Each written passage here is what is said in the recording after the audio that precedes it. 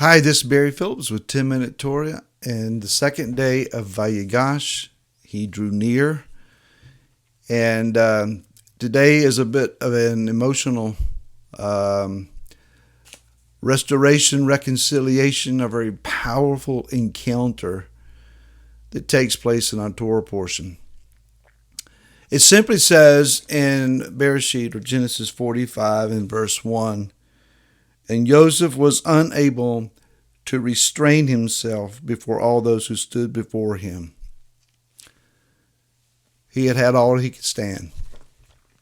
He had had all the opportunities that he needed to prove his brother's validity, the integrity of their walk and their relationship with their family. He no longer had any suspicion that they would betray or utilize Benjamin in any negative way for their own benefit. Indeed, Yehuda has just proven to him that he would rather give his own life than to see Benjamin suffer any harm or to cause any further tragedy to his father. Pain. Pain is a very powerful thing, especially when it is related to the arena of the emotions and relationships.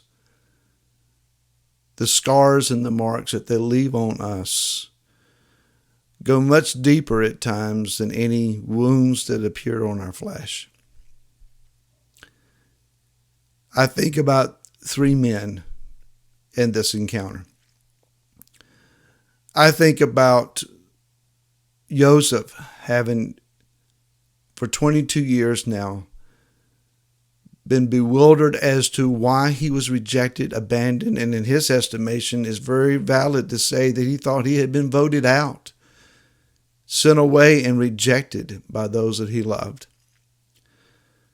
He has been exposed to the humiliation and the extreme shame of standing beside other men and women who have absolutely no value to themselves whatsoever except for what the highest bidder would offer. He found himself bought like a piece of merchandise, placed in a home that he did not belong in, given assignments to please people he did not know. Something maybe we don't think about, but how did he understand the Mitzrayite language? How was he able to communicate? He would have had to have learned a completely different language and culture. He found himself wrongly accused by a woman that he refused to be seduced by. He did what was right and was punished for it. Spent years in an Egyptian prison. We have no idea what that may have been like.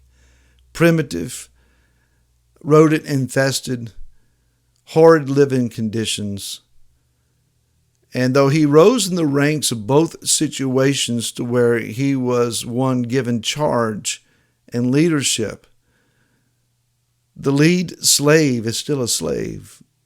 The lead prisoner is still a prisoner. This man was broken, humiliated, taunted, hurt, and his estimation had been long forgotten. Yehuda has been looking over his shoulder, wondering if Yoseph is going to come home and expose his deeds. He doesn't know what's happened to him. Midianite traders pulled Yoseph out of that pit. When Yehuda got there, Yoseph was gone. He didn't know who took him. So he's always looked over his shoulder. He is guilt-ridden. He can no longer stand around and watch his weeping father. Moves away, lives with one we would probably call an Arab today. He's had 3 sons, 2 of which were so evil that Yahweh himself killed them. He watched that happen. He has found himself humbled at being found less than worthy than a shunned daughter-in-law who proved that she was more righteous than he was. And somehow he's come back home to try to provide some leadership to his family. He's a man with scars as well, Yaakov. His dreams, his hopes of establishing the nation of Am Israel has been shattered, it's been broken. Yoseph is no more. He's mourned, he's grieved until it has consumed him. This level of pain is very, very hard to deal with, hard to imagine, hard to go through. Forgive me for being personal, but 2019 has probably been, in my estimation, as I'm looking back over the year,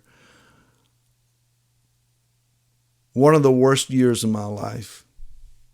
Now, it's not to garner any pity. I'm blessed. I have an abundance of an ability of things and supply and opportunities, and for that I am extremely thankful.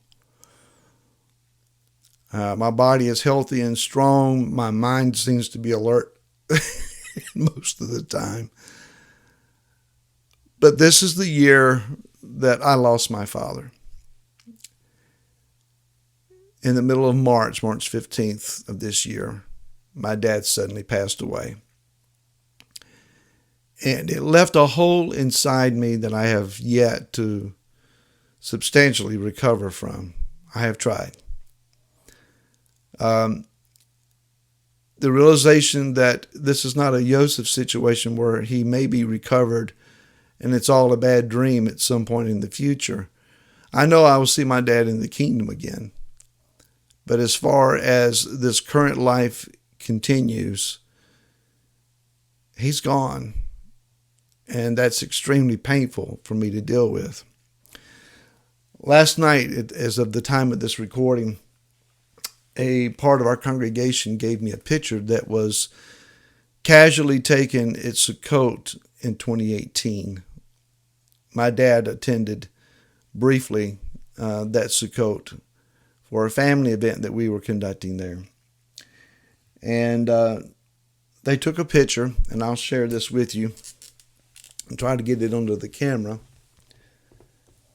But this is a picture of my dad and I in conversation. And I'm not aware that I can remember what the conversation was about, but it's the look on my face as I'm staring intently at my dad, holding on to every word. Now, Lynn, you will never know how much healing this photograph that you presented to me provides. I have been struggling quite a bit recently, very recently.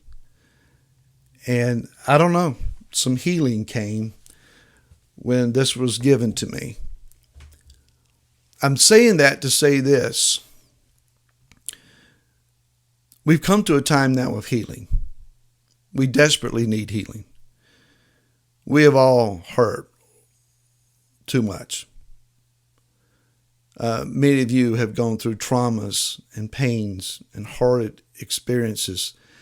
We try to dumb them down. We try to hide them away. We try to layer them with something more pleasant and get on with life. But the real reality is that the pain is there. Yoseph surmised at this moment, we have all suffered enough. It is enough. And he cried out, Ani Yoseph. I am Yoseph. No more testing, no more proving. It's time for reconciliation. It's time for restoration.